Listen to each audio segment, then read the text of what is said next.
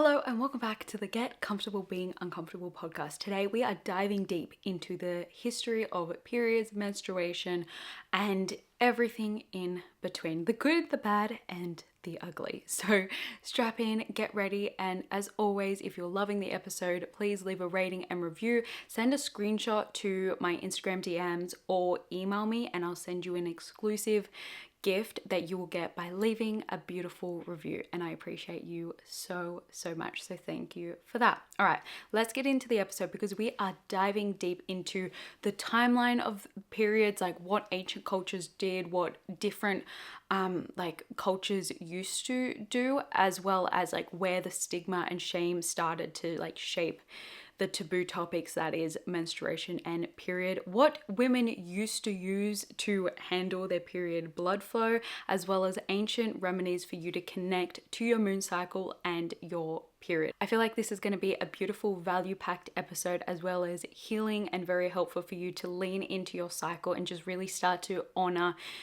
your period, because there are so many good benefits when we start to reclaim our period, because it is a beautiful sacred ceremony as well as connection to our feminine energy. Without getting too woo-woo and spiritual, because we're living in a modern world and I'm not that like super woo-woo spiritual podcast. So if you're looking for that, that's not me.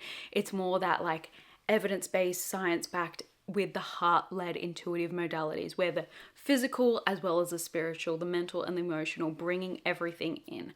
I'm not about that airy-fairy stuff. Like, I'm not airy-fairy and I can't do that. So anyway, without further ado, because I can talk your ears off, let's get into the episode. Okay guys, so for today's period myth, let's go into it. So myth, you can't get pregnant while on your period. Yeah, so you actually can. Because sperm, so for example, let's paint a picture. For example, if you ovulate on day 10 and have sex on day 5 on your period, because sperm lives in your body for up to 5 days. Obviously you ovulate on day 10, so that's the release of the egg, that's 5 days. So then you can't fall pregnant on your period, but you can fall pregnant because sperm lives in your body for up to 5 days, especially if you have sex towards the end of your period, and you ovulate quite early on. Our period is a time spiritually to really let go of what no longer serves us. Physically, your uterine lining, which is that cushion to help the egg, like the cushion for the fertilized eggs, so your baby can grow into like a beautiful, it's kind of like giving your baby a warm hug.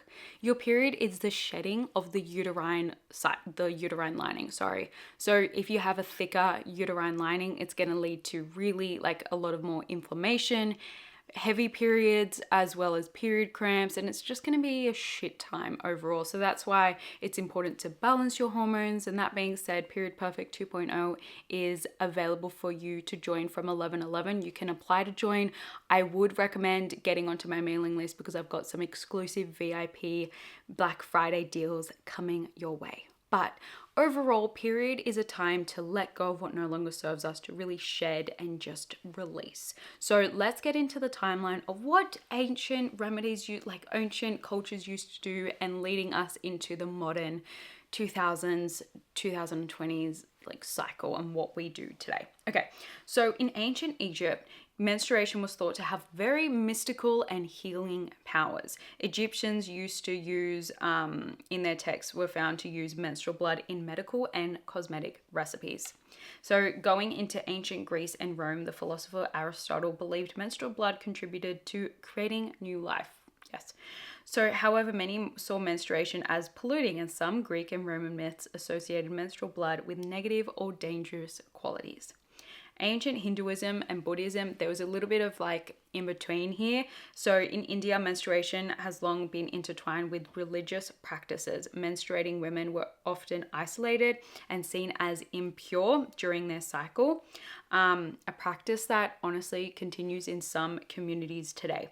But there were other Indian cultures that there seems to be a link and an association between the worship of goddesses and menstruation. So there seems to be a link between this is sinful, this is impure, this is unclean, and you're a goddess.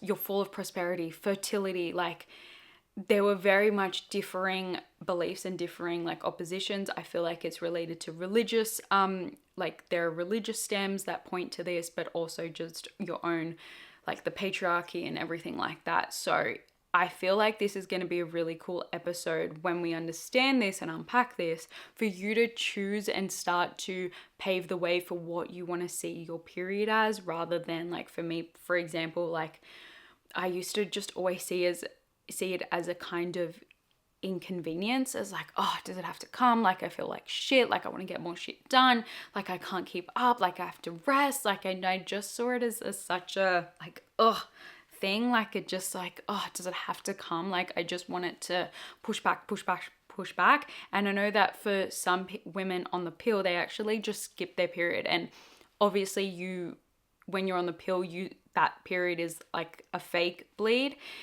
Actually, I feel like I need to do an episode on this, but just really quickly, really quick tangent, sorry, but not sorry.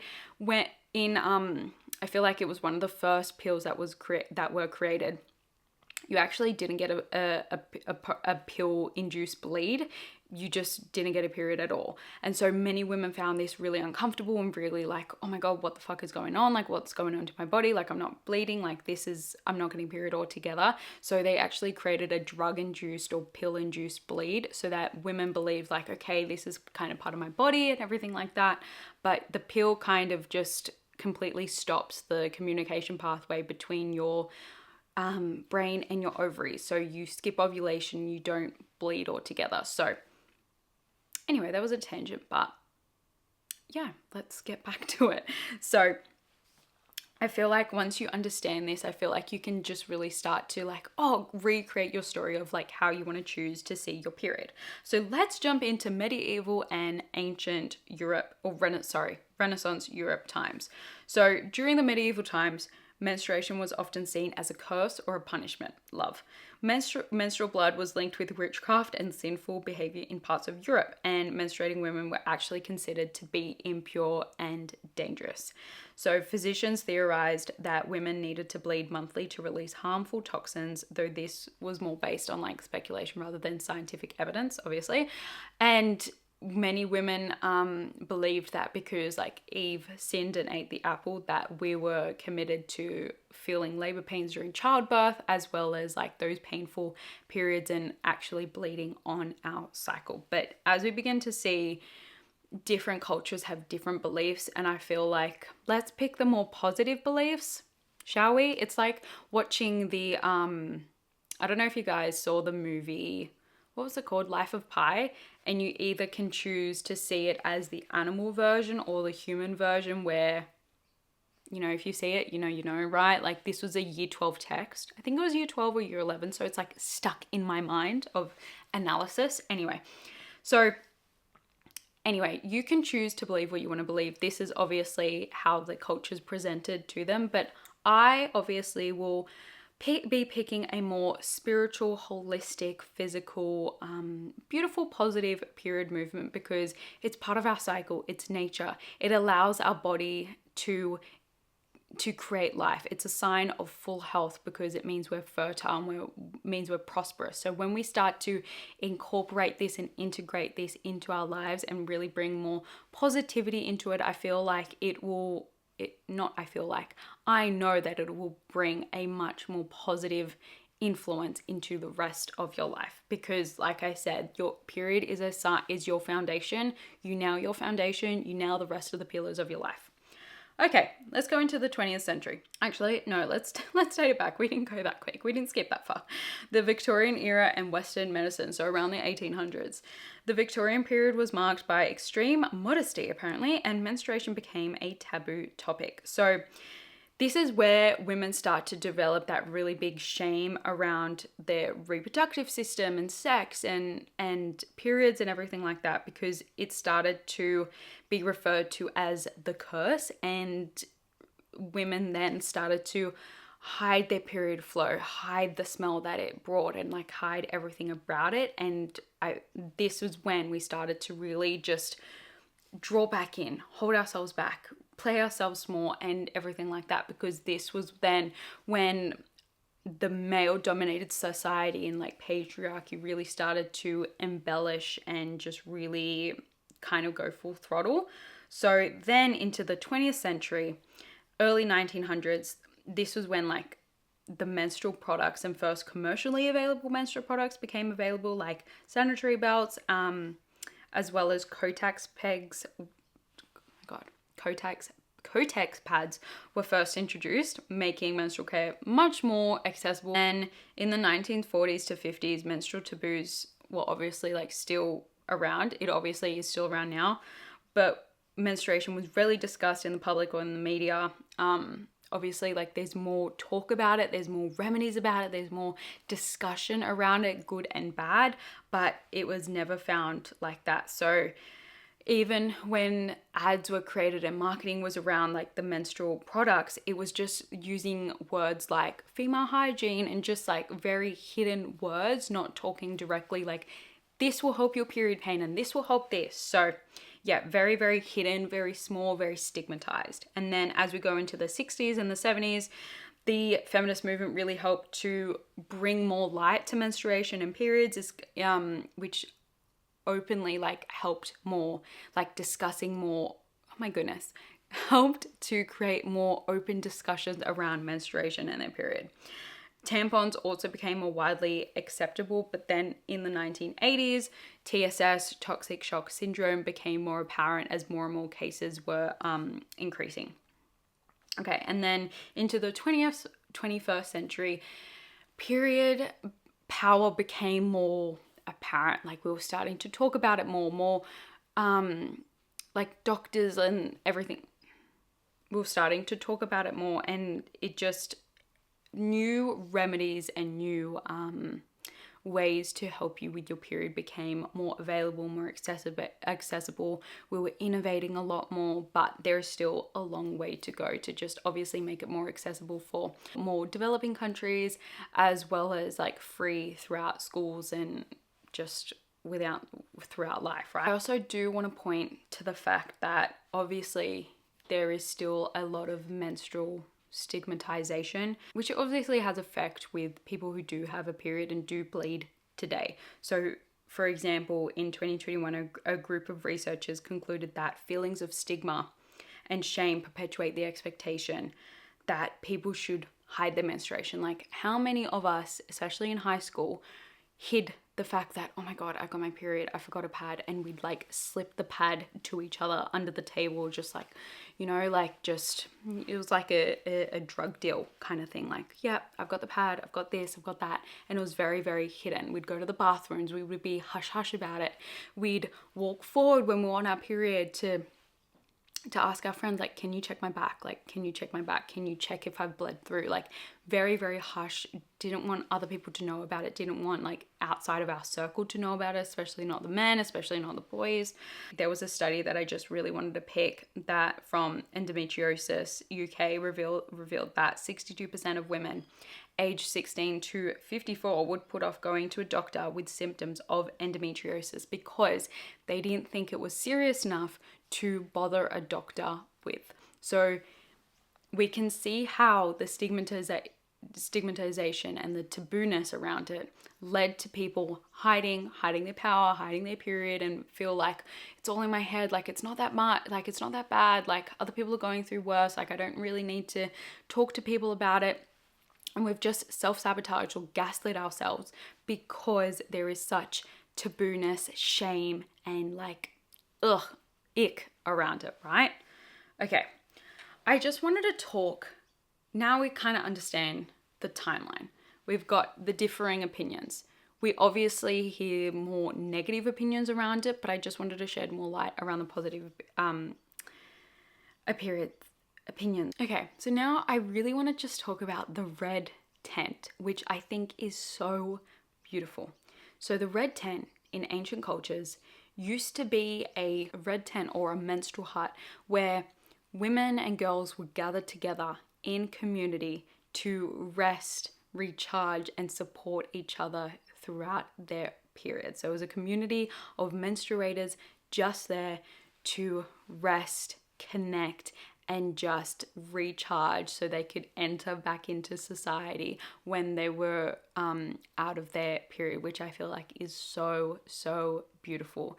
And now we're often seen as weak if we take time off work, or if we like feel like shit on our period and we need to leave work early. It's like, oh, like I need to rest. Like there's such shame around it.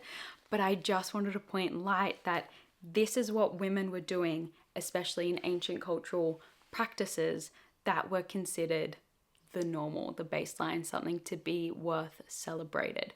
Because in many cultures, like I've said before, your period is a sign of fertility. So menstrual women were highly regarded, highly respected, highly just like, respected. I've already said that. And seen as like beautiful, because they're seen as beautiful, like beautifully fertile and prosperous and abundant and everything in between, like very a goddess like, right? So I would love to get back to that so that we can really connect to the beauty of our cycle. So the red tent is a symbol of like sisterhood, feminine wisdom, and just really sharing, and bridge together your own cyclical power. In ancient cultures, in some indigenous and early agricultural societies, it was considered periods a very sacred time. So that's where they went to the menstrual hut and they would spend time in these tents to perform rituals and rest in your period. But in biblical times, like I just want to point to both, in the Bible, the book of Leviticus mentions that women were to be isolated during their menstrual cycle, which has been sometimes interpreted as the basis for the red tent tradition. So in ancient Hebrew culture, menstruating women observed a time of separation, though it's debated if this was positive or negative. Don't love that. Okay, the full purpose of the red tent though, is to rest and rejuvenate. So the red tent allowed women to rest from daily activities. It was a space to recuperate without the demands of household duties, providing a much needed time to reprieve. Emotional and spiritual connection. These gatherings fostered a deeper bond among women who would share stories, support each other through life's challenges, and pass down generational knowledge. This created space for emotional healing, wisdom sharing, and beautiful mentoring. And then obviously like healing and empowerment, they performed spiritual practices, rituals, and ceremony honoring the power of the menstrual cycle as a source of life and a connection to natural rhythms. It's a very beautiful connection to Mother Earth, a way to give back to Mother Earth. And we have our own seasons within our body, within our cycle, right?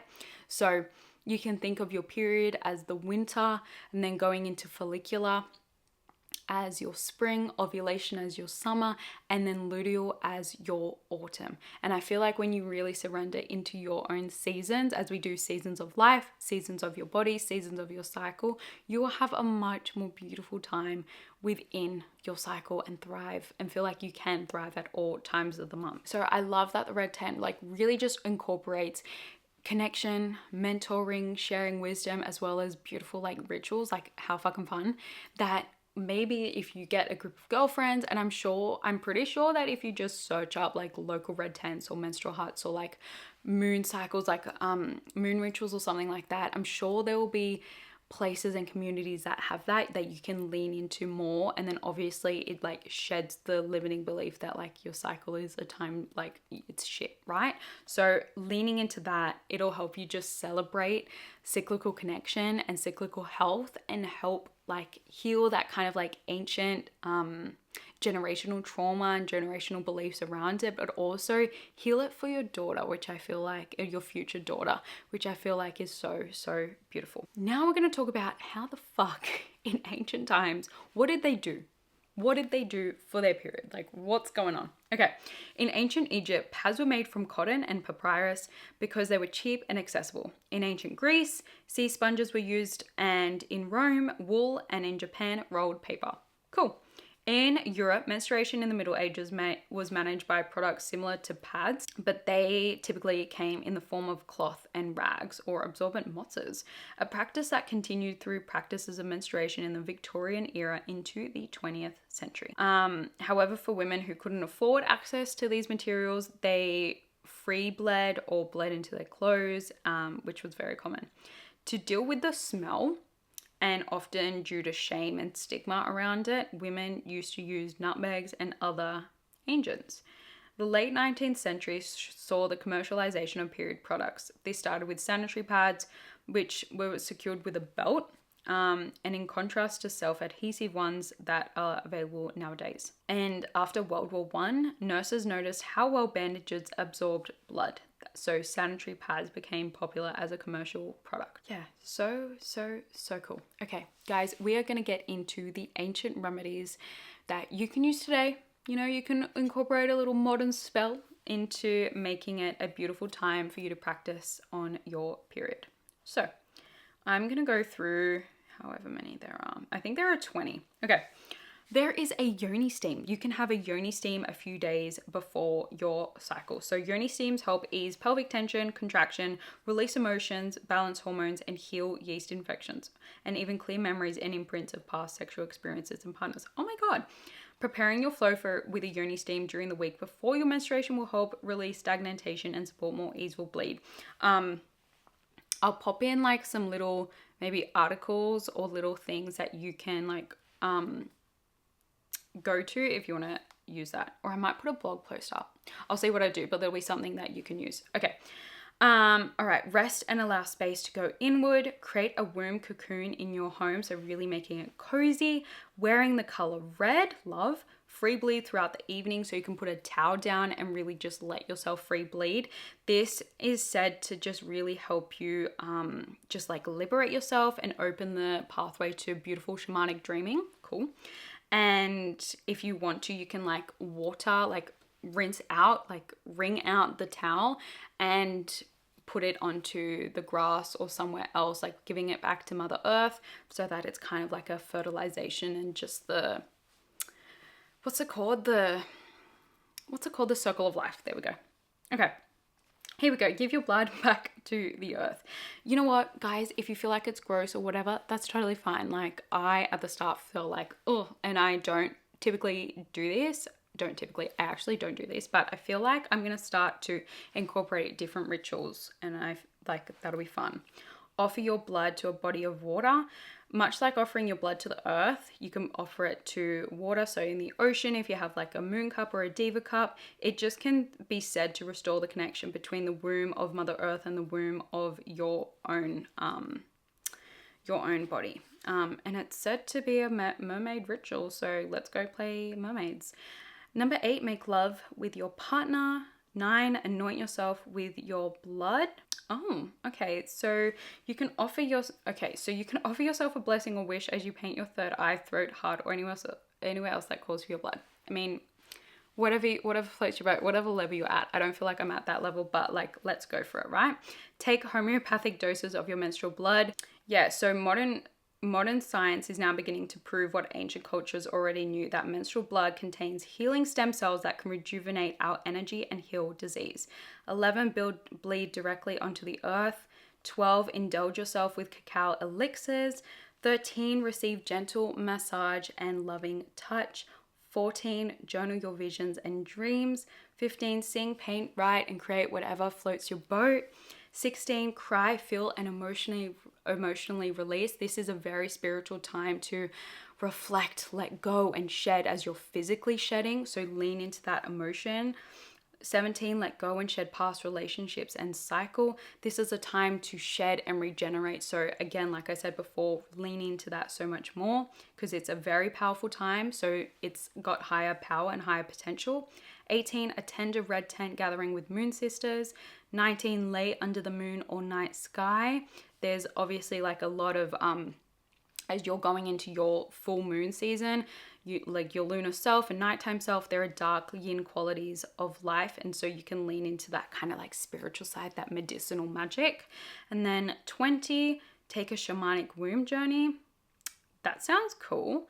So listening to like brainwaves or healing frequencies that really relate onto your womb and just like leaning into your womb. Obviously you can go to a session with that and just really allowing yourself to go deep. Oh, there are more. 21, birth a new vision into the earth. So letting yourself set powerful intentions and go into your body to really birth new life.